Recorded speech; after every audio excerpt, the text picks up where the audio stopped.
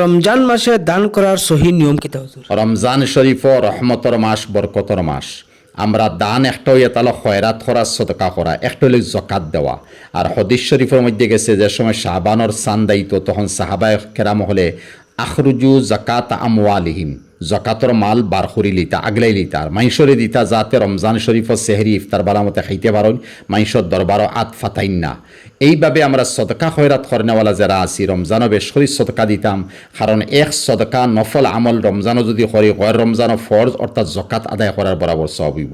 আর রমজান শরীফ এক জকাত ফরজে যদি আদায় করিতে, গয়ের রমজানও 70 বার জকাতরে আদায় করলে, ফরজ আদায় করলে যতখান সওয়াব হইব অতখান সওয়াব। যার কারণে রমজান শরীফ দান দক্ষিণা বেশ করে করবা, সেহরি খাইবা লাগি দিবা, গরিবরে ইফতার করবা লাগি দিবা, এরপরে বালা কোনো ফল ফ্রুট লইয়া খাইতো ও কারণে দিবা, এরপরে খেরো খাফর নাই, ঈদ সামনে আইব, খাফর লইবা লাগি পয়সা দিবা।